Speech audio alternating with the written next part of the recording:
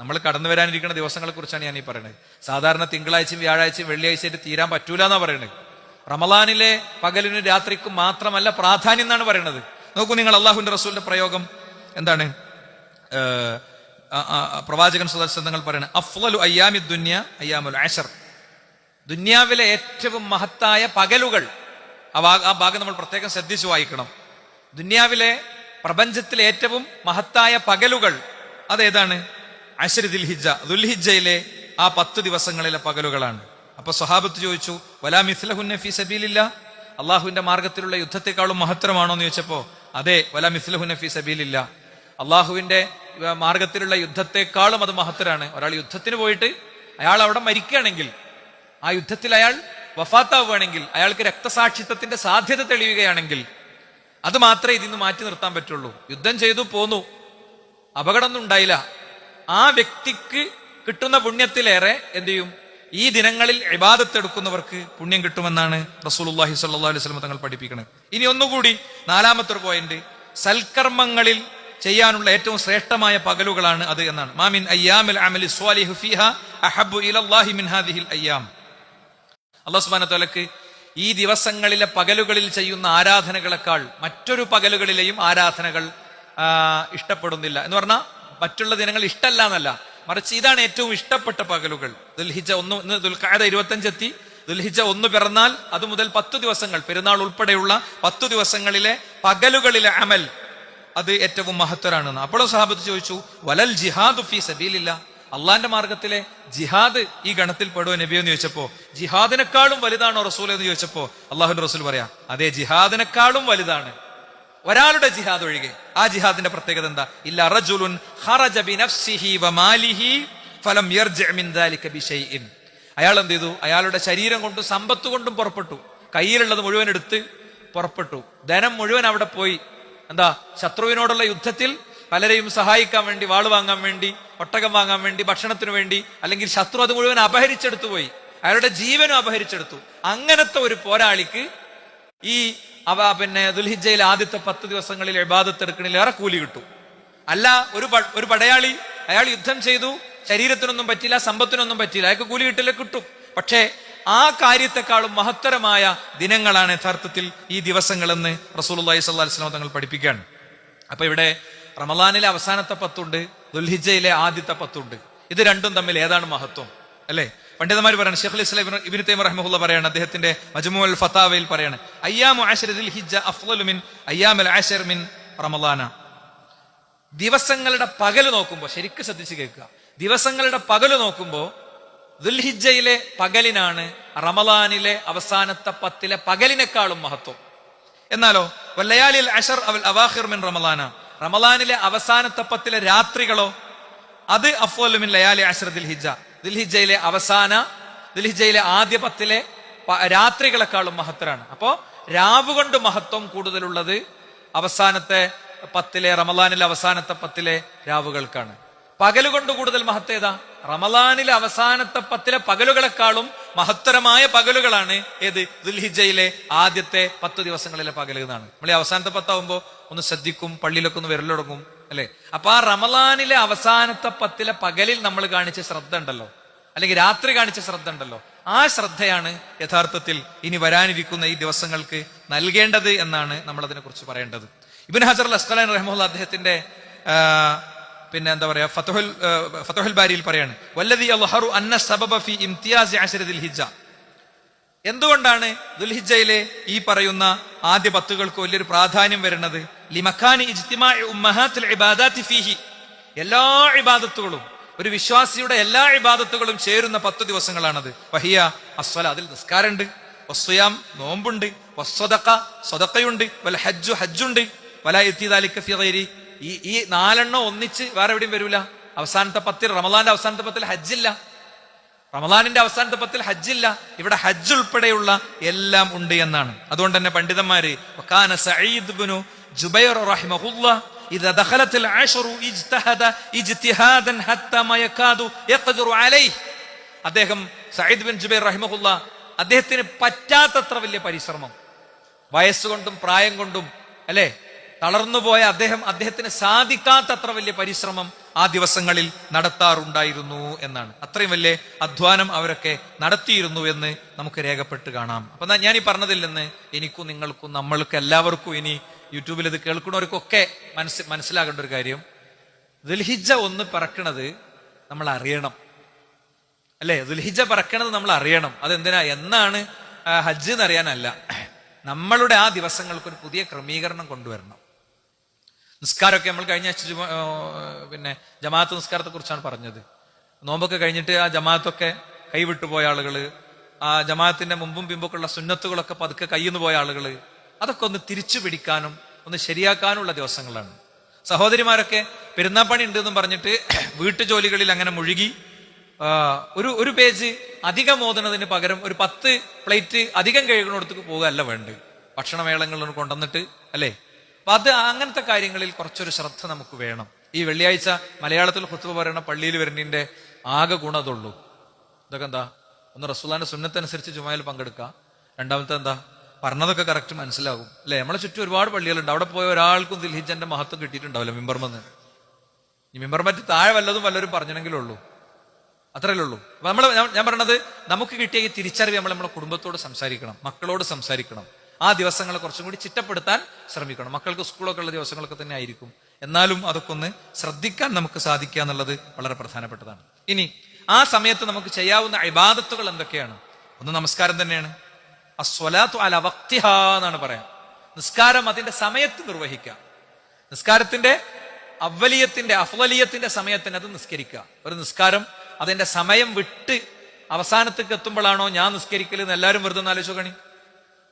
ഞാന് എന്റെ നിസ്കാരം അതിന്റെ സമയം വിട്ടതിന്റെ ശേഷമാണോ, മധ്യഭാഗം വിട്ടതിന്റെ ശേഷമാണോ, ളുഹ്റ് ബാങ്ക് കൊടുത്ത് പിന്നെയും കുറെ മണിക്കൂറുകൾക്ക് ശേഷമാണോ, 12:46 ബാങ്ക് വിളിച്ച് അങ്ങനെ പോന്നിട്ട് കുറെ കഴിഞ്ഞതിന്റെ ശേഷമാണോ എന്റെ നിസ്കാരം എന്ന് ഞാൻ ആലോചിക്കണം.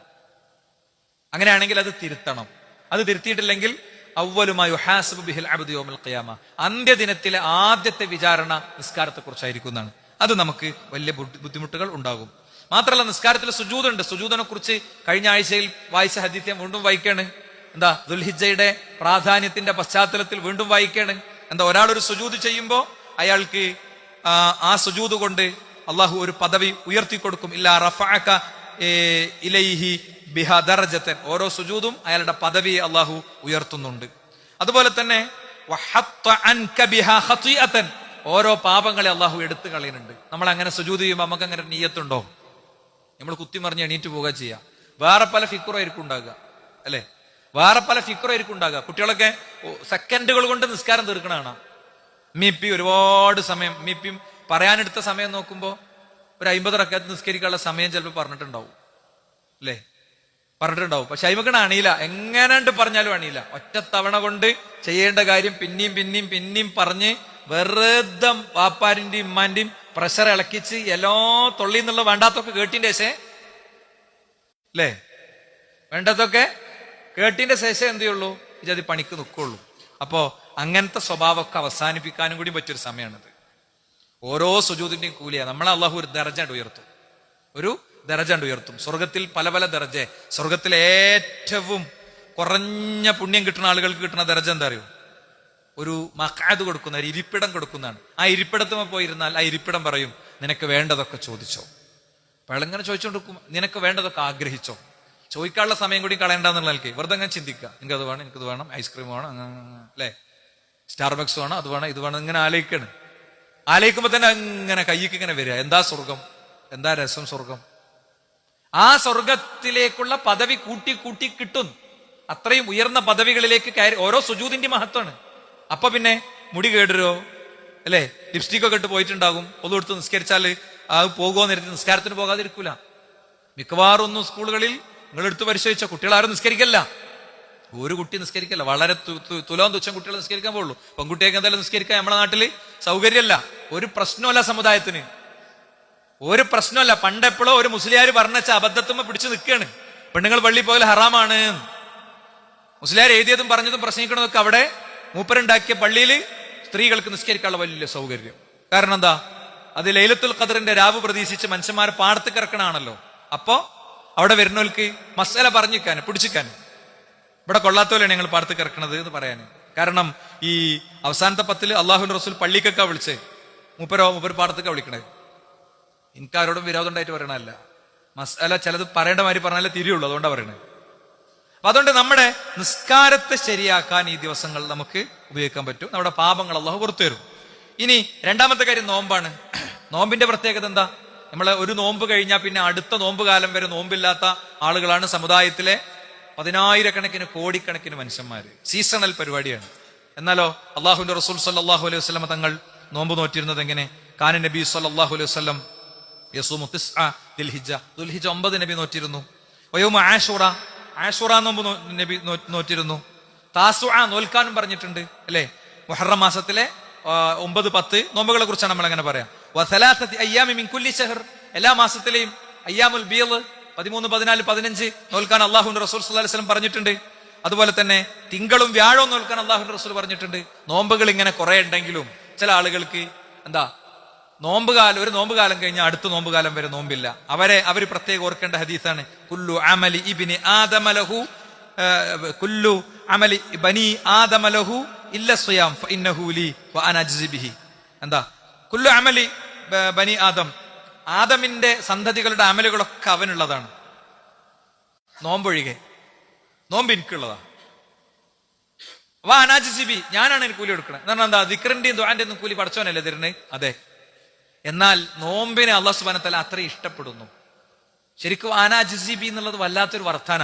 കാരണം നമ്മൾ റമളാൻ മാസത്തിലൊക്കെ സാധാരണ ഓർമ്മിപ്പിക്കണം, നല്ല ലോഡിംഗ് തൊഴിലാളി, ഫുൾ AC ഇരുന്ന് ജോലി ചെയ്യുന്ന ഒരാള് അല്ലേ?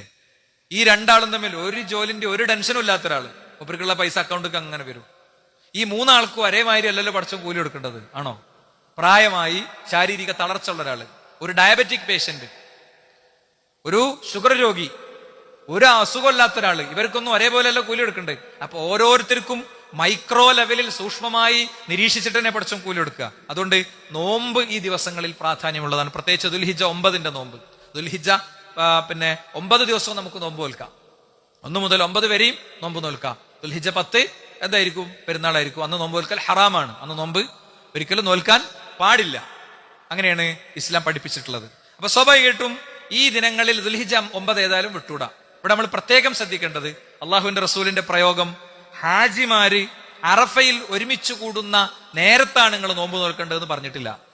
ഹാജിമാര് അറഫയിൽ ഒരുമിച്ച് കൂടുന്ന നേരം നോക്കി അതിന് ഐക്യദാർഢ്യം പ്രഖ്യാപിച്ചുകൊണ്ട് നിങ്ങൾ നോമ്പ് നോൽക്കണമെന്ന് എവിടെയും പറഞ്ഞിട്ടില്ല. ഓരോ നാട്ടിലും ദുൽഹിജ്ജ 9 എത്തുമ്പോഴാണ് അവിടുത്തെ ആളുകൾ നോമ്പ് നോൽക്കേണ്ടത്. കാരണം എന്താ? അള്ളാഹുവിന്റെ റസൂലിന്റെ പ്രയോഗം എന്താ പ്രയോഗം? ദുൽഹിജ്ജ 9 നോമ്പ് എന്ന പ്രയോഗം. അതിന്റെ പേര് സോമയോമ അറഫ ദിനത്തിന്റെ നോമ്പ് എന്നാണ്. കാരണം ഹാജിമാർ അവിടെ അറഫയിൽ ഒരുമിച്ച് കൂടുന്ന സമയത്താണ് അത് സംഭവിക്കണമെന്നുള്ളതുകൊണ്ട്. അപ്പൊ ഇതിന്റെ പേരിൽ പല വിവാദങ്ങളും വിഷയങ്ങളൊക്കെ ഉണ്ടാകാറുണ്ട്. ഒറ്റ കാര്യം നമ്മൾ ചിന്തിച്ചാൽ മതി, എല്ലാ വർഷവും ഓർമ്മയാക്കുന്ന കാര്യമാണ്. എന്താ? ഒറ്റ കാര്യം ചിന്തിച്ചാൽ മതി. ഈ ഹാജിമാരെ അറഫയിൽ ഒരുമിച്ച് കൂടിയതൊന്നും ലോകത്തെ ശതകോടി ഗ്രാമങ്ങളിൽ അറിയാത്തൊരു കാലം ഉണ്ടായിരുന്നല്ലോ. അപ്പൊ അവരെന്താ ചെയ്തിരുന്നത്? ലോകത്തെ കോടി ഗ്രാമങ്ങളിൽ മനുഷ്യർ ഇത് അറിയാത്തൊരു കാലം ഉണ്ടായിരുന്നു. അപ്പൊ എങ്ങനെ ഐക്യദാർഢ്യം നടന്നത്? ഇസ്ലാമിലൊരു ഇബാദത്ത് നിങ്ങൾ പറഞ്ഞു തരുമോ? കാലം മാറുന്നതിനും ടെക്നോളജി മാറുന്നതിനനുസരിച്ച് മാറി വരുന്ന ഇബാദത്ത് ഒന്ന് പറഞ്ഞു തരുമോ? ഇസ്ലാം പ്രായോഗികമായ സർവകാലികമായ മതമാണ്. ആ പ്രായോഗികമായ സർവകാലികമായ മതം എന്താ ചെയ്യണ്ടു? ഓരോ പ്രദേശത്തുകാരും അവർക്ക് മാസം കാണുന്നതിനനുസരിച്ചാണ് നോമ്പ് നോൽക്കേണ്ടത്. സൂമുലി റുഅ്യതിഹി വഅഫ്തറു റുഅ്യതിഹി. നോമ്പ് നോൽക്കേണ്ടതും പെരുന്നാൾ ആഘോഷിക്കേണ്ടതും മാസപ്പിറവിയെ അടിസ്ഥാനമാക്കിയിട്ടാണ്, മനുഷ്യന്റെ കാഴ്ചയെ അടിസ്ഥാനമാക്കിയിട്ടാണ്. അപ്പോ ഒരു ദേശത്തിന്റെ ആളുകൾ ഒന്നിച്ചൊരു കാഴ്ച കണ്ടാൽ അതാണ് അവലംബിക്കേണ്ടത്. അതുകൊണ്ടാണ് മറ്റൊരു ദിക്കിൽ നിന്ന് ഇങ്ങോട്ട് വന്ന ആളുകൾ ഞങ്ങൾക്ക് അവിടെ നോമ്പായിരുന്നു എന്ന് പറയാണ്. ഞങ്ങൾക്ക് അവിടെ നോമ്പായിരുന്നു എന്ന് പറയുന്ന സംഭവ വികാസങ്ങൾ ഹദീസുകൾ കാണാം. ഇമാം ബുഖാരി റഹിമഹുല്ല ഓരോ പ്രദേശത്തിനും അവരുടെ കാഴ്ച തന്നെ വേണം എന്നും പഠിപ്പിച്ച് നമുക്ക് കാണാൻ പറ്റും. മക്കയെ ഒറ്റ കേന്ദ്രമാക്കി നോമ്പ് നോൽക്കണേ, മസ്അലയും പെരുന്നാൾ ആഘോഷിക്കണം, മസ്അലൊക്കെ ഉണ്ട്. എന്റെ ചോദ്യം ഇതാണ്: മാർക്കോണി റേഡിയോ കണ്ടെത്തും മുമ്പ് ശബ്ദ തരംഗങ്ങൾ, പിന്നെ അതിന്റെ ശേഷം വീഡിയോ ചിത്രങ്ങൾ ഒക്കെ അന്തരീക്ഷത്തിലൂടെ കണക്ട് ചെയ്തെടുക്കാവുന്ന ഡിവൈസുകൾ കണ്ടെത്തും മുമ്പ് ലോകം എങ്ങനെയാണ് ഇത് ആചരിച്ചത്? ഫോൺ കണ്ടെത്തും മുമ്പ് ലോകം എങ്ങനെയാണ് ഇത് ആചരിച്ചത്? അതുകൊണ്ട് ഇസ്ലാമികമായി ഓരോ നാടിനും ആ നാടിന്റെ കാഴ്ച വേണം. ഞങ്ങളെന്തേ കലണ്ടർ നോക്കി ആണല്ലോ നിസ്കരിക്കണേ? ഓരോ വക്തും ഇങ്ങനെ ആകാശത്തേക്ക് നോക്കണമെന്നും നയൽ വെച്ച് നോക്കണമെന്നും അള്ളാഹുവിന്റെ റസൂൽ പഠിപ്പിച്ചിട്ടില്ല. അത് പഠിപ്പിച്ചിട്ടുണ്ടെങ്കിൽ അങ്ങനെ തന്നെ ചെയ്യും. ഓരോ മാസവും നോക്കൽ ബുദ്ധിമുട്ടല്ലേ? നമ്മളെ ബുദ്ധിമുട്ടും നമ്മളെ അസൗകര്യമല്ല, ഇതിന് ഉത്തരവാദിത്തപ്പെട്ടവരുടെ ഫർളൈനാണത്. അതിനൊരു ടീമിനെ ഏൽപ്പിച്ചിട്ടുണ്ട്, അതനുസരിക്കുകയാണ് സമുദായം ചെയ്യേണ്ടത് അല്ലെ. ഇപ്പൊ ഞാൻ ആ ടീമിലുള്ള ഒരാളല്ല വിചാരിക്കുക. ഞാനിങ്ങനെ നോക്കുമ്പോൾ കടപ്പുറത്ത് നോക്കിയപ്പോൾ പെട്ടെന്ന് മാസം കണ്ടു. അതിന്റെ അടിസ്ഥാനത്തിൽ നാട്ടുകാർ മുഴുവൻ പെരുന്നാൾ ആഘോഷിക്കുകയാണ്. നാട്ടുകാർ മുഴുവൻ എന്താണ് നോമ്പ് അനുഷ്ഠിക്കുകയാണ്. ഞാനാണെങ്കിൽ മാസം കണ്ടു. ഞാൻ എന്താ ചെയ്യേണ്ടത്? ആ ഖാദിനെ ബന്ധപ്പെടണം. ഖാദിനെ ബന്ധപ്പെട്ടിട്ട് പറയണം, ഞാനിങ്ങനെ എന്നോടത്തുനിന്ന് പരപ്പനങ്ങാടി കടപ്പുറത്തുനിന്ന് ഞാൻ കണ്ടു, നിങ്ങളെ കൂടെ ആരുണ്ടതിന് രണ്ടാളുണ്ട്. ഖാദി പറയാൻ എന്നെ വിശ്വസിക്കാൻ പറ്റില്ല. അതോടുകൂടെ ഞാൻ എന്ത് ചെയ്യണമെന്ന് അറിയോ? വേഗം സോഷ്യൽ മീഡിയയിൽ ഞാൻ കണ്ട ഫോട്ടോ ഇടലും, ഞാൻ ബഹളം ഉണ്ടാക്കലല്ല, ഞാൻ സ്വസ്ഥമായിട്ട് പെരി പോവുക, നല്ലോണം ചോറ് കഴിക്കുക, മുണ്ടാതിരിക്കുക, എന്നിട്ട് അടുത്ത ദിവസം എല്ലാവരും കൂടെ പെരുന്നാൾ ആഘോഷിക്കുക. അതാ മസാല. ഇത് എല്ലാ മസാലമാരുമല്ല, ഇത് തീരുമാനിക്കണവർക്ക് അതിലൊരു അധികാരമുണ്ട്. അവരാണത് വേർതിരിച്ച് പറയേണ്ടത്. നമുക്കൊരു ബേജാറുമില്ല. ഓര് നമ്മളെ ചതിച്ച ഓല് വെട്ടു, അത്രേ ഉള്ളൂ. ഇസ്ലാമിൽ അങ്ങനത്തെ അപൂർവ മസാലേ ഉള്ളൂ. അതുകൊണ്ട് ഒരു നാട് മുഴുവൻ പെരുന്നാൾ ആഘോഷിക്കുകയാണ്. എനിക്കാണെങ്കിൽ നോമ്പാണ് അല്ലേ, എനിക്കാണെങ്കിൽ നോമ്പാണ്. ഞാൻ അവിടെ ബഹളത്തിന് പോകല്ല വേണ്ടത്, ഞാനിവിടെ ബഹളത്തിന് പോകല്ല. അതല്ലെങ്കിൽ 28ന്റെ അന്നാണ് മാസം കണ്ടു, 28ന്റെ അന്നാണ് മാസം കണ്ടു, ശരിക്കും അന്തരീക്ഷത്തിലൂടെ കണ്ടു. എന്താ വേണ്ടു? ആ മാസം കഴിഞ്ഞ മാസം നോക്കിയപ്പോ നമ്മൾ കണ്ടിട്ടില്ല, നമ്മളെ കണ്ണിൽ വന്നിട്ടില്ല. മാസം അവിടെ ഉണ്ടായിരുന്നു. മാസം അവിടെ പപ്പട വട്ടത്തിൽ ഉണ്ടായിട്ട് എന്താ കാര്യം? നമ്മൾ കണ്ടിട്ടില്ലെങ്കിൽ നമുക്ക് ബാധ്യതല്ല. മനസ്സിലല്ലേ? അപ്പൊ 28ന്റെ അന്ന് വ്യക്തമായി കണ്ടാലോ എന്ത് ചെയ്യണം? കഴിഞ്ഞ മാസം നമ്മൾ കണ്ടെടുത്തും കണക്കൂട്ടിയെടുത്തും പ്രശ്നമുണ്ട്, ഖലാസ് കഴിഞ്ഞു, വിഷയം കഴിഞ്ഞു. നമ്മൾ എന്ത് ചെയ്യും? ആ സമൂഹത്തിന്റെ കൂടെ കൂടിയിട്ട് ആ കാര്യത്തിൽ ഇടപെടും, അത്രേ ഉള്ളൂ. ഇസ്ലാമിലുള്ള മസാല പഠിക്കേണ്ടമാതിരി പഠിച്ചാൽ ഒരു കൂക്കുമ്പിളിന്റെയും ഒന്നിന്റെയും ആവശ്യം യഥാർത്ഥത്തിൽ ഉണ്ടാകൂല. നമ്മൾ പ്രമാണം പറഞ്ഞുകൊടുത്ത് നിന്നാൽ മതി കേട്ടോ. പ്രമാണം പറഞ്ഞുകൊടുത്ത് നിന്നാൽ മതി. കൂട്ടായ്മകളൊക്കെ പ്രമാണം പറഞ്ഞുകൊടുത്ത് നിൽക്കുന്നുണ്ട് എന്ന് ഉറപ്പുവരുത്തിയാൽ മതി. ഏതായാലും ദിൽഹിജ്ജയിലെ ഈ നോമ്പ് ഏറെ മഹത്തരമായൊരു നോമ്പാണ്. സിയാമു യൗമ അറഫ ഇന്നി അഹ്തസിബു അലല്ലാഹി അൻ യുകഫറ സനതല്ലതി ബഅദഹു വസനതല്ലതി ഖബ്ലഹു. വരാനിരിക്കുന്നതും കഴിഞ്ഞുപോയതുമായ ഒരു വർഷത്തെ മുഴുവൻ പാപവും പുറത്തു കിട്ടുന്നതാണ്. അത് അശ്രദ്ധമാകരുത്. ദുൽഹിജ്ജ 1 മാസപ്പിറവി ഉറപ്പിച്ചാൽ പിന്നെ 9 എന്നാ നമുക്ക് വേഗം മനസ്സിലാവും. വീട്ടിലെല്ലാവർക്കും നോമ്പ്, വീട്ടിലെ എല്ലാവർക്കും നോമ്പ് എന്ന് പറയുന്ന ഒരവസ്ഥയിലേക്ക് നമുക്ക് എത്താൻ കഴിയണം. അപ്പൊ ഒന്ന് നമ്മൾ നോമ്പ് പറഞ്ഞു, ഒന്ന് നമ്മൾ നിസ്കാരം പറഞ്ഞു, 2 നമ്മൾ നോമ്പ് പറഞ്ഞു. ഇനി മൂന്നാമത്തത് തക്ബീറാണ്. തക്ബീറാണ്. നോക്കൂ നിങ്ങൾ, മാമിൻ അയ്യാമിൻ അഅളമു ഇൻദല്ലാഹി വലാ അഹബ്ബ ഇലൈഹി അൽ അമലു ഫീഹിന്ന മിൻ ഹാദിഹിൽ അയ്യാമിൽ അശർ. അള്ളാഹുവിന് ഏറ്റവും ഇഷ്ടപ്പെട്ട അമലുകൾ ചെയ്യേണ്ട ദിനങ്ങളാണിത്. ഫഅക്സിറു ഫീഹിന്ന തഹ്ലീല വത്തക്ബീറ വത്തഹ്മീദ്. നിങ്ങൾ തക്ബീറും തഹ്ലീലും തഹ്മീദും ഒക്കെ ആ ദിവസങ്ങളിൽ വർദ്ധിപ്പിക്കണം. നിങ്ങൾ തക്ബീറും തഹ്ലീലും തഹ്മീദും ഒക്കെ ആ ദിനങ്ങളിൽ വർദ്ധിപ്പിക്കണമെന്ന് നബി കരീം സ്വല്ലല്ലാഹു അലൈഹി വസല്ലം നമ്മളെ വളരെ പ്രാധാന്യപൂർവ്വം പഠിപ്പിച്ചു. എന്നാൽ പലപ്പോഴും പലയിടത്തും തക്ബീറും തഹ്ലീലും ഒച്ചയും വിളിയൊക്കെ ഉണ്ടാകും. ഈ ദിവസങ്ങളിൽ പക്ഷെ ആൾക്കാരത് മറന്നു പോണ ഒരവസ്ഥ ഉണ്ട്. ഒരിക്കലും ഇത് സംഘടിതമായി ചെയ്യേണ്ട ഒന്നല്ല. എല്ലാവരും കൂടി പള്ളിയിൽ ഇരുന്നിട്ട് നിസ്കാരത്തിന്റെ ശേഷം 6 തക്ബീർ 6 തഹ്ലീൽ അങ്ങനല്ല. ഇസ്ലാം പഠിപ്പിച്ച മാതിരി പഠിപ്പിച്ചാൽ മതി. ഓരോരുത്തർക്കും അവരുടെ സീറ്റിലിരുന്ന് അവരുടെ സ്വന്തത്തെ കേൾപ്പിക്കുന്ന രീതിയിൽ ചൊല്ലാം. അങ്ങാടിക്ക് ഇറങ്ങുമ്പോൾ ചൊല്ലാം. നോക്കൂ നിങ്ങൾ, മഹാനായ റസൂലുള്ളാഹി സ്വല്ലല്ലാഹു അലൈഹി വസല്ലം അദ്ദേഹത്തിന്റെ എല്ലാ സുന്നത്തുകളും അതേപടി നടപ്പിലാക്കിയിരുന്ന ഇബ്നു ഉമർ റളിയല്ലാഹു അൻഹു പറയാണ്. അതേപോലെ അബൂ ഹുറൈറ, ഇവരൊക്കെ കുറിച്ച് പറയാം. കാന യഖ്റുജാനി ഇല സൂഖ്. അബൂ ഹുറൈറയും ഇബ്നു ഉമർ റളിയല്ലാഹു അൻഹുമാ അങ്ങാടിയിലേക്ക് പോകും എന്ന് അയ്യാമുൽ അശർ, അവസാനത്തെ 10 ആ ദിനങ്ങളിൽ പോകും. യുഖബ്ബിറാനി, അവരിങ്ങനെ തക്ബീർ ചൊല്ലിയിട്ട് ഇങ്ങനെ നടക്കും. അത് കേൾക്കുമ്പോൾ ഓരോരുത്തർക്ക് ഓർമ്മ വരും, ആളുകൾ ഇങ്ങനെ ചെല്ലും. അല്ലാതെ ഒരു രണ്ടാളും മുന്നിൽ ഇങ്ങനെ അല്ലാഹു അക്ബർ എന്ന് പറഞ്ഞ അങ്ങാടി തക്ബീർ ചൊല്ലിയെന്നല്ല. ഒരു ജനങ്ങളെ പ്രേരിപ്പിക്കാനും കേൾപ്പിക്കാനും ചെല്ലിപ്പിക്കാനും വേണ്ടി അവരിങ്ങനെ ഇത്തിരി ഉറക്കനെ ചൊല്ലും. അപ്പൊ അത് കേൾക്കുമ്പോൾ സാധനം വാരി കൊടുക്കണോനും സാധനം വാങ്ങണോനും വിൽപ്പനക്കിരിക്കണോനും കച്ചവടക്കാരനും അല്ല നടന്നു പോണ ആളും ഒക്കെ എന്ത് ചെയ്യും? തക്ബീർ ചൊല്ലുമായിരുന്നു എന്നാണ്. അങ്ങനെ ഹത്താ തർത്തജമിന തക്ബീർ, തക്ബീറിന്റെ ശബ്ദം അവിടെ ശരിക്കും കേൾക്കും. എല്ലാവരും സംഘടിതമായി ചൊല്ലിയിട്ടല്ല, ഒറ്റക്കൊറ്റക്ക് ചൊല്ലിയിട്ട് തന്നെ. നമുക്ക് എന്തുണ്ടെങ്കിലും കൂട്ടായിട്ടേ ചെയ്യേണ്ടതല്ല. എന്തൊക്കെയാണോ കൂട്ടമായി ചെയ്യാൻ പറഞ്ഞത് അതൊക്കെ കൂട്ടമായി ചെയ്യാം. അപ്പൊ നിസ്കാരത്തിന്റെ ശേഷം പ്രവാചകൻ സല്ലല്ലാഹു അലൈഹി വസല്ലം തങ്ങൾ 10,000-കണക്കിന് വക്ത് നിസ്കരിച്ചിട്ടുണ്ട്.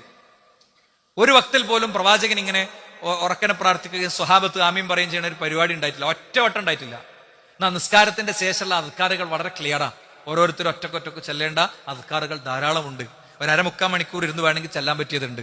അത് ഫുള്ള് നമ്മളൊരു 3.5-2 മിനിറ്റിലേക്ക് ഒരു സ്പെസിഫിക് ആയിട്ടുള്ള നീണ്ട കൊല്ലായിട്ട് മെഹ്റാബ് നയിക്കണം ഒറ്റ പ്രാർത്ഥന ഉണ്ടാകും. അവിടെ പ്രളയം ഉണ്ടാകും, ഇപ്പുറത്ത് പിന്നെ കൊറോണ ഉണ്ടാകും, അതിന്റെ അപ്പുറത്ത് തീ കത്തനുണ്ടാകും, അതിന്റെ അപ്പുറത്ത് ഇടി പൊട്ടനുണ്ടാകും, അതിന്റെ അപ്പുറത്ത് ഒരു കുടുംബത്തിലെ എല്ലാവരും കൂടി മരിച്ചിട്ടുണ്ടാവും. ഫിക്സഡ് പ്രാർത്ഥന. അതൊന്നും പ്രാർത്ഥനയിൽ വരൂല. അതൊന്നും നമ്മൾ പടച്ചവനോട് പറയണില്ല. അല്ലെ, മൊത്തത്തിലൊരൊറ്റ പ്രാർത്ഥനയായി ചുരുങ്ങിപ്പോകുന്ന അവസ്ഥയല്ല വേണ്ടത്. ഇസ്ലാം എന്താണോ പഠിപ്പിച്ചത് അവിടെ നിൽക്കുക. അവിടെ നിൽക്കുമ്പോൾ കിട്ടുന്ന ഒരു സുഖവും സമാധാനവും ഉണ്ട്, അതിൽ യാതൊരു സംശയവുമില്ല. ഇനി നോക്കൂ നിങ്ങൾ, മറ്റൊന്ന് ഉളുഹിയ്യത്താണ്. ഈ ദിവസങ്ങളിൽ ചെയ്യേണ്ട മറ്റൊരു പുണ്യകരമായ കാര്യം എന്ന് പറയുന്നത് അറിവാണ്. ഇസ്ലാമിനെ സംബന്ധിച്ചിടത്തോളം നമ്മൾ മനസ്സിലാക്കേണ്ട കാര്യം 3-4 തരം അറിവുകൾ ഇസ്ലാം പറയുന്നുണ്ട്. ഒന്ന് ഇബാദത്തായ അറിവുകൾ, 2 ആദത്തായ അറിവുകൾ, 3 നിഷിദ്ധമായ അറിവ്. എന്താണ് ഇബാദത്തായ അറിവ് എന്ന് പറഞ്ഞാൽ എന്താ? അറുക്കൽ എന്ന് പറഞ്ഞാൽ എന്താ? അല്ലാഹു സുബ്ഹാനഹു വ തആല നിർദ്ദേശിച്ച പ്രത്യേക സന്ദർഭങ്ങളിലുള്ളത് ഉളുഹിയ്യത്ത്, അഖീഖത്ത്, അങ്ങനെയുള്ള സംഗതികളൊക്കെയാണ്. മറ്റൊന്ന് എന്താ? ആദത്തായ അറിവുകൾ. നമ്മൾ ഇടക്കിടക്ക് കോഴിനെ ഇറക്കുന്നുണ്ട് അല്ലെ, മൂരിറച്ചി വാങ്ങുന്നുണ്ട് അതിഥികൾ വരുമ്പോൾ, അങ്ങനത്തെ സമയത്തൊക്കെ. മറ്റൊന്ന് നിഷിദ്ധമായ അറിവ്, നിഷിദ്ധമായ അറക്കല്. അത് അല്ലാഹു സുബ്ഹാനഹു വ തആല പാടില്ല എന്ന് പറഞ്ഞ അള്ളാഹു അല്ലാത്തവർക്കുള്ള അറിവാണ്. അള്ളാഹു അല്ലാത്തവർക്കുള്ള അറിവ് എന്താ? അള്ളാഹു അല്ലാത്തവർക്കുള്ള അറിവ് നേർച്ച എന്ന് പറയുന്നത് അള്ളാഹുവിന് മാത്രമേ ഉള്ളൂ. അള്ളാഹു അല്ലാത്തവരുടെ പേരിൽ നേർച്ച ചെയ്ത് അവരുടെ പേരിൽ അറുത്താൽ ഇസ്ലാം എന്ന് പുറത്തു പോകുന്ന കാര്യമാണ്. അതുകൊണ്ട് അങ്ങനത്തെ അറിവുകളുടെ ഭക്ഷണം ഒരു വിശ്വാസി കഴിക്കാൻ പാടില്ല. അത് മംനൂആണ്, അത് വിലക്കപ്പെട്ടതാണ്. അത് കൃത്യമായി ഇസ്ലാം പഠിപ്പിച്ചതാണ്. ഇസ്ലാമിലുള്ള 4 അറിവുകൾ, 1 ഉളുഹിയ്യത്താണ്, 2 ഹജ്ജിലെ അറിവുകളാണ്, 3 പ്രായശ്ചിത്തങ്ങൾ, വ്യത്യസ്തമായ പാപങ്ങൾ ചെയ്താൽ, കുറ്റങ്ങൾ ചെയ്താൽ അറിവുകൾ നിർദ്ദേശിച്ചിട്ടുണ്ട്. മറ്റൊന്ന് കുട്ടി ജനിച്ച ഉടനുള്ള അഖീഖ ഉൾപ്പെടെയുള്ള അറിവുകളാണ്. ഉളുഹിയ്യത്തിനെ സംബന്ധിച്ചിടത്തോളം അതിനാ പേര് വരാനുള്ള കാരണം പൂർവാഹന വേളയിലുള്ള ബലി എന്ന നിലക്കാണ് ഉളുഹിയ്യത്ത് എന്ന പേര് കൊടുത്തത്. അതുകൊണ്ട് പരമാവധി ഈദ് നിസ്കാരം കഴിഞ്ഞ ഉടനെ അറുക്കുന്നതാണ് എപ്പോഴും നല്ലത്. ആട്, മാട്, ഒട്ടകമൊക്കെയാണ് അറിവിൽ നിർദ്ദേശിക്കപ്പെട്ടിട്ടുള്ളത്. അതിന്റെ പ്രായവും അനുബന്ധങ്ങളൊക്കെ കൃത്യമായി ഇസ്ലാം പഠിപ്പിച്ചിട്ടുണ്ട്. ഇത് വാജിബാണെന്ന് പറഞ്ഞ മദ്ഹബുകളുണ്ട്, പണ്ഡിതന്മാരുണ്ട്, എണ്ണമറ്റ പണ്ഡിതന്മാരുണ്ട്. വാജിബാണ്, നിർബന്ധമായിട്ടും ചെയ്യേണ്ടതാണ് എന്ന് പറഞ്ഞവരുണ്ട്. എന്നാൽ അത് മുസ്തഹബായ അവസ്ഥ ഉള്ളവനൊക്കെ വളരെ ബോധപൂർവം ഒന്നാണ്ട് അഡ്ജസ്റ്റ് ചെയ്താണെങ്കിലും കൊടുക്കേണ്ട, എന്റെ അടുത്ത് ഇപ്പോൾ പൈസ അല്ല നാളെ പൈസ വരാണ്ടെന്നുള്ള അവസ്ഥ ഉണ്ടല്ലോ, അടുത്ത മാസം കിട്ടാണ്ടെന്നുള്ള അവസ്ഥ ഉണ്ടല്ലോ, അവരൊക്കെ ചെയ്യേണ്ടത് ആണെന്ന് തന്നെയാണ്. മൻ വജദ സഅതൻ, അറുക്കാനുള്ള അവസ്ഥയുള്ള ഒരു വ്യക്തി, അറുക്കാനുള്ള അവസ്ഥയുണ്ട്, ഫലം യുളഹ, അവൻ അറുത്തില്ലെങ്കിൽ ഫലാ യഹ്ദുർ മുസല്ലാന, അവന് ഈദ് നിസ്കാരത്തിന് വേണ്ടി എന്ത് ചെയ്യേണ്ടതില്ല, മുസല്ലയിൽ വരേണ്ടതില്ല. പുതിയ കുപ്പായക്കെട്ട് കുട്ടികളൊക്കെ കൂട്ടി വണ്ടി ഓടിച്ച് ഈ വൈക്ക് വരണ്ടെന്ന് അള്ളാഹുവിന്റെ റസൂൽ സല്ലല്ലാഹു അലൈഹി വസല്ലം പഠിപ്പിച്ചേ. ഒരു വൈക്ക് വരണ്ട, അവരവിടെ നിന്നോട്ടെ. അറുക്കാൻ അവസ്ഥ ഉണ്ടായിട്ട് അറുക്കാത്തത് വളരെ ഗൗരവപൂർവ്വം ഇസ്ലാം പഠിപ്പിക്കുകയാണ്. ഞാൻ നേരത്തെ പറഞ്ഞ പോലെ ബ്രാൻഡഡ് ഷർട്ട് വാങ്ങാനും ബ്രാൻഡഡ് സംഗതി ചെയ്യാനും വ്യത്യസ്തമായ ടൂറിനൊക്കെ അവൻ്റെ അടുത്ത് പൈസ ഉണ്ട്. ഇന്ന് ടൂറൊക്കെ ഒരുതരം ഭ്രാന്തായി മാറിയിട്ടുണ്ട് അല്ലെ. ഒരു 2 ദിവസം ഒഴിവിട്ട് അപ്പൊ പോവുക. എന്നാൽ ദീനിയായ ഇങ്ങനത്തെ കാര്യങ്ങൾക്ക് വരുമ്പോഴോ ഓൻ അക്കൗണ്ട് ബാലൻസും അല്ലാതെ നോക്കും. നമുക്ക് അറിവുണ്ട്, അറിവിന്റെ കാര്യങ്ങൾ ഏകദേശം ക്രോഡീകരിച്ച് വെച്ചിട്ടുണ്ട്. ഇനി നിശ്ചിത എണ്ണ ആളുകളെ, ഒരിക്കലും ഒരു മൃഗത്തെ 7 ആൾ ഇറക്കണം എന്നൊരു നിർബന്ധമല്ല. ഒരാൾക്ക് ഇറക്കാം, 2 ആൾക്ക് ഇറക്കാം, 3 ആൾക്ക് ഇറക്കാം, ആർക്കും ഇറക്കാം, ഒരു പ്രശ്നമല്ല. 7 എന്ന് പറഞ്ഞ ആളുകൾക്കുള്ള സൗകര്യത്തിനാണ്. ഒരു മൃഗത്തെ പൂർണ്ണമായി അറുക്കാവുന്ന ആളുകൾ തന്നെ ഒറ്റ ഓഹരിയിലൊക്കെ ഒതുക്കുന്നതാണ് പൊതുവെ സമുദായത്തിൽ കണ്ടുവരുന്നത്. അതിന്റെ ആവശ്യം ഇല്ല എന്നുള്ള കാര്യം സാന്ദർഭികമായി ഉണർത്തുന്നു. അള്ളാഹു നമ്മിൽ നിന്ന് സ്വീകരിക്കുമാറാകട്ടെ. അൽഹംദുലില്ലാഹി വസ്സലാത്തു വസ്സലാമു അലാ റസൂലില്ലാഹി വഅലാ ആലിഹി വസ്ഹബിഹി അജ്മഈൻ, അമ്മാ ബഅദ്. സൃഷ്ടാവും സംരക്ഷണവുമായ റബ്ബിനെ ജീവിതത്തിന്റെ എല്ലാ മേഖലയിലും കാത്തു സൂക്ഷിക്കണമെന്ന് ഒരിക്കൽ കൂടി ഉണർത്തുകയാണ്, ഉത്ബോധിപ്പിക്കുകയാണ്. സഹോദരങ്ങളെ, ഞാൻ ഇന്ന് കോഴ്സിലേക്ക് പ്രവേശിക്കുന്ന കുട്ടികളോട് രക്ഷിതാക്കളോടും കുറച്ച് കാര്യങ്ങൾ പറയണമെന്നാണ് വിചാരിച്ചിരുന്നത്. പക്ഷേ ഇങ്ങനെ ഈ ദുൽഹിജ്ജന്റെ ഒരു വിഷയം എന്തായാലും പറയണം എന്നുള്ളതുകൊണ്ടാണ് വിഷയം മാറ്റിവെച്ചത്. അപ്പോൾ കോഴ്സ് പൊതുവേ നമ്മൾ തിരഞ്ഞെടുക്കുന്ന ഒരു സമയമാണ്. അടുത്ത ആഴ്ചയിൽ പറ്റുമെങ്കിൽ പറയാം. പറഞ്ഞതുകൊണ്ട് ഉപകാരം 100% ഉണ്ടോ ഇല്ലെന്ന് എനിക്കറിയില്ല, എന്നാലും പറയാം. ഒരു കാര്യം നമ്മൾ ഉറപ്പാക്കണം, അതിലൂടെ കിട്ടുന്ന ജോലിയിൽ നിന്ന് കിട്ടുന്ന ശമ്പളം ഹറാമിന്റെ ഒരു ചെറിയ തരില്ല എന്ന് ഉറപ്പുവരുത്തണം. ഞാനത് വളരെ ഗൗരവപൂർവ്വം ഓർമ്മയൊക്കെയാണ്. മറ്റേത് ഒരു കോഴ്സ് പഠിക്കുന്നു, അവസാനം അതിൽ ജോലി ചെയ്താൽ കിട്ടുന്ന ശമ്പളം ഹറാമാവുമ്പോൾ എന്താ അറിയും, പടച്ച നമ്മളെ ദുആ കേൾക്കൂല. ഈ ഇരിക്കുന്ന കുട്ടികൾ അവരൊക്കെ കല്യാണം കഴിച്ച് അവർക്കൊക്കെ മക്കളുണ്ടായി, കുട്ടി ICUവിൽ കിടക്കുകയാണ്. എടോ പടച്ചോനെ എൻ്റെ കുട്ടീനെ രക്ഷിക്കണേന്ന് പറഞ്ഞു കഴിഞ്ഞാല് ആ പ്രാർത്ഥന സ്വീകരിക്കാത്ത കാരണങ്ങളുണ്ടെങ്കിൽ ആ കാരണം സഹോദരന്മാരെ എന്താ പിന്നെ എൻ്റെ ഒരു അവസ്ഥ? ഹറാമായ സമ്പാദ്യം ജീവിതത്തിക്ക് വന്നാൽ സ്വീകരിക്കൂല, പടച്ചം എടുക്കൂല. കാരുണ്യവാനാണ് റബ്ബ്. എന്തെല്ലാം കാരുണ്യ സ്നേഹം നമുക്ക് തരുന്നത്, നമ്മൾ അറിയണ പോലും നമ്മൾ ശ്വസിക്കുന്നത് അല്ലേ. ഈ ശ്വാസവായു പടച്ചോനെ തരുന്നത്, നമ്മൾ കഴിക്കണതും കുടിക്കണതും ജീവിക്കണതൊക്കെ. നിങ്ങൾ നോക്ക്, ആ മഴത്തുള്ളികൾ അവിടുന്ന് വീണ വേഗതയിലോട്ട് വന്ന് തലയിൽ വീണാൽ പാറ വീണ മാരില്ലേ കാരണം. മഴത്തുള്ളി ശരീരത്തിൽ വീഴുമ്പോൾ അവിടെ ഫിസിക്സ് പഠിച്ച ആൾക്കാർക്ക് അറിയാം, അവിടെ ഒരുപാട് സംഭവങ്ങൾ ക്രമീകരിക്കുന്നുണ്ട്. ആ ഒരു പ്രോസസ്സ് സംഭവിക്കണതിൻ്റെ ഇടക്ക്. അപ്പോൾ അങ്ങനെയൊക്കെ ചെയ്തിരുന്ന റബ്ബിനോടുള്ള കടമന്റെ ഭാഗമാണ്. 2, പരമാവധി ദീനിയായ അന്തരീക്ഷമുള്ള സ്ഥലങ്ങൾ നമ്മൾ തിരഞ്ഞെടുക്കണം. ലിബറൽ ക്യാമ്പസുകളുണ്ട്. ഞാൻ കഴിഞ്ഞ ആഴ്ച പറഞ്ഞ പോലെ നമ്മൾ ഈ 5 ഉറുപ്പിക എടുത്തിട്ട് ചായ എടുക്കണ മാതിരി 5 ഉറുപ്പിക എടുത്തിട്ട് കോണ്ടെടുത്ത് ലിബറലായിട്ട് പോകാൻ പറ്റുന്ന പെൺകുട്ടികളുടെ കൂടെ പോണേ, ആൺകുട്ടികളുടെ കൂടെ പോണേ, അല്ലേ? സിറ്റുവേഷൻഷിപ്പ് എന്നപ്പോൾ പറയാം, റിലേഷൻഷിപ്പ് അല്ല. ഒക്കെ മാറിയിട്ടുണ്ട്. ഇവിടെ +2 പഠിക്കുന്ന കുട്ടികൾക്ക് 2 പെൺകുട്ടികളോട് അങ്ങോട്ടും ഇങ്ങോട്ടും വർത്തമാനം പറഞ്ഞ മഹാസംഭവിക്കാരം. നിങ്ങൾ പോണ ക്യാമ്പസുകൾ എന്ന് പറഞ്ഞത് നശിച്ച് നാമാവശേഷമാകാൻ പറ്റുന്ന എല്ലാ കാര്യങ്ങളും ഉള്ളിടത്തേക്കാണ് പൊതുവേ നമ്മൾ പോകുന്നത്. അത് ഇനിയിപ്പോ എന്താ പറയുക, ഇന്റർനാഷണൽ ക്യാമ്പസുകളൊക്കെ കേരളത്തിൽ വരിക എന്നാ പറയുന്നത്. അതും കൂടി ആകുമ്പോൾ എടുക്കാല്ല, ഭയങ്കര ദുരന്തത്തൊക്കെ പോണേ. റിലേഷൻഷിപ്പായിരുന്നു, ലവറായിരുന്നു, ലവറൊക്കെ പോയി ബെസ്റ്റിയായി, അല്ലേ? അവിടുന്ന് പോയി. ഈ കഴിഞ്ഞ ദിവസം ഞാനൊരു അപ്ഡേഷൻ വാങ്ങി, ഈ വിഷയങ്ങളൊക്കെ അറിയുന്ന സുഹൃത്തുക്കളുടെ അടുത്ത് ഒരു അപ്ഡേഷൻ. എനിക്ക് നാളെ ഇവിടെ ക്ലാസ് ഉണ്ട്, CRE ഉണ്ട്. അപ്പോൾ CREയിലേക്ക് നാളെയോ അല്ലെങ്കിൽ അടുത്ത ക്ലാസ്സിലോ പ്രസന്റ് ചെയ്യാൻ വേണ്ടിയിട്ട് പുതിയ അപ്ഡേഷൻ എടുത്തപ്പോൾ ഞാൻ ഒരുപാട് പിന്നിലാണ്. 3 മാസം മുമ്പാണ് ഞാൻ അപ്ഡേഷൻ എടുത്തത്. അപ്പോൾ ഒരുപാട് പിന്നിലാണ്, ഭയങ്കര അപകടത്തൊക്കെ പോണേ. റിലേഷൻഷിപ്പ് പറഞ്ഞാൽ എന്താ, കുറച്ചു കാലം ഇങ്ങനെ രണ്ടാളും ജീവിച്ച് ഒരുമിച്ച് ബോധ്യപ്പെടുമ്പോൾ ഒരു സെക്സ് ഒക്കെ ചെയ്യും. ഇപ്പൊ എന്താ ഒരു സിറ്റുവേഷൻ അനുകൂലമായി വന്ന അപ്പോൾ പരിപാടി. കുട്ടികളെ കൊണ്ട് സിനിമകളും അനുബന്ധങ്ങളും എത്തിക്കുന്ന ഒരു തലമാണത്. അപ്പോ ഇച്ഛകൾക്ക് വിരാജിക്കാൻ ഇടം കൊടുത്ത് അതിനൊക്കെ മുദ്രാവാക്യം എഴുതി കൊടുത്ത്, അല്ലെ? കുട്ടികളുടെ സ്വാതന്ത്ര്യമാണ്, മൈ ബോഡി മൈ ചോയ്സ് ആണ്, എന്റെ സ്വാതന്ത്ര്യമാണെന്ന് പറഞ്ഞ് കുട്ടികളെ മൂച്ചിമ കയറ്റി നശിപ്പിക്കണ കാലത്ത് നമ്മൾ ജീവിക്കണം. അതുകൊണ്ട് ഇത് ശക്തമായി നേരിടണം. ഇത് നേരിട്ടുകൊണ്ടേ ഇരിക്കണം നമ്മൾ. ഡയലോഗ് അതിനുശേഷം ഓപ്പൺ ഡയലോഗ് എന്നുള്ള പേരിൽ ഈ ഞായറാഴ്ച ഇത്തരം ആളുകളെ ചോദ്യത്തിന് ക്ഷണിച്ചുകൊണ്ട് മൈക്ക് അവരുടെ കയ്യിൽ കൊടുത്തുകൊണ്ടുള്ള ഒരു സെഷനിലേക്ക് നമ്മൾ കിടക്കുകയാണ്. 10 പരിപാടികൾക്ക് ശേഷം പിന്നെ രണ്ടാമത്തെ പരിപാടിയാണത്. ചോദ്യോത്തരത്തോടു കൂടെ നാദാപുരത്താണ്. ഓൺലൈനിൽ പ്രോഗ്രാം ഉണ്ടാകും. നിങ്ങളൊക്കെ കേൾക്കുക, കുട്ടികളൊക്കെ കേൾപ്പിക്കുക. ഇത്തരം വിഷയങ്ങളിലൂടെ കടന്നു പോകുന്ന ഒരു സെഷനായിരിക്കും. നാളെ CRE ഉണ്ട് എന്നുള്ള കാര്യം രക്ഷിതാക്കളെ അറിയിക്കുന്നു. വളരെ ശ്രദ്ധാപൂർവം അതിലിടപെട്ട് വരുന്ന കുറേ മക്കളുണ്ട്. എന്നാൽ വാപ്പാർക്കുമാർക്കും ഒരു തരി ബോധമല്ലാത്തതുകൊണ്ട് എത്താത്തവരുണ്ട്. ഇവിടെ ഇരിക്കുന്ന ആളുകളെ ഇങ്ങനെ ചൂണ്ടിയിട്ട് പറയുന്ന രീതി ശരിക്കും ഖുത്ബയിലുള്ളതാണ്, ഞാൻ പറയണില്ല എന്ന് മാത്രം കേട്ടോ. നിങ്ങളെ കുട്ടികളെ കുറിച്ച് എന്റെ കാലുമ്പം മുറി ഉണ്ടായ നിങ്ങൾക്ക് വേദന ആവില്ലല്ലോ. നിങ്ങൾക്ക് വേദന ആണെങ്കിൽ നിങ്ങളെ കാലുമ്പം മുറി വേണം, അപ്പോഴേ ആവുള്ളൂ.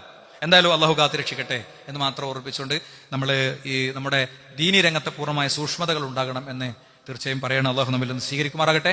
അവന്റെ മുഅ്മിനുകളിൽ മുഖ്ലിസുകളിൽ മുത്തഖീങ്ങളിൽ അവൻ നമ്മൾ ഉൾപ്പെടുത്തുമാറാകട്ടെ. ലാ ഇലാഹ ഇല്ലല്ലാഹ് എന്ന കലിമത്ത് തൗഹീദിനെ ജീവിതമാക്കാനുള്ള തൗഫീഖ് അള്ളാഹു നൽകുമാറാകട്ടെ. മക്കളിൽ നിന്ന് കൺകുളിർമ മാത്രം അള്ളാഹു പ്രദാനം ചെയ്യുമാറാകട്ടെ. നമ്മൾ ജീവിച്ചിരിക്കുമ്പോഴോ നമ്മൾ ഖബറിലാകുമ്പോഴോ അവരെക്കുറിച്ച് ദുരന്തങ്ങളോ ദുഃഖകരമായ കാര്യങ്ങളോ സംഭവിക്കുന്നതില്ലെന്ന് അള്ളാഹു നമ്മെ കാത്തുരക്ഷിക്കുമാറാകട്ടെ. നമുക്കും നമ്മുടെ മക്കൾക്കും മാതാപിതാക്കൾക്കുമൊക്കെ സ്വർഗ്ഗത്തിൽ ഒന്നിക്കാനുള്ള തൗഫീഖിനെ അല്ലാഹു നൽകുമാറാകട്ടെ. അല്ലാഹുമ്മ ഗ്ഫിർ ലിൽ മുഅ്മിനീന വൽ മുഅ്മിനാത്ത് അല്ലാഹുമ്മ അഇസ്ൽ ഇസ്ലാമ വൽ മുസ്ലിമീൻ വദിൽ ശിർക വൽ മുശ്രിക്കീൻ ആമീൻ ആമീൻ ബിറഹ്മതിക യാ അർഹമർ റഹീമീൻ വൽഹംദുലില്ലാഹി റബ്ബിൽ ആലമീൻ വസല്ലല്ലാഹു അലൈഹി വസല്ലം.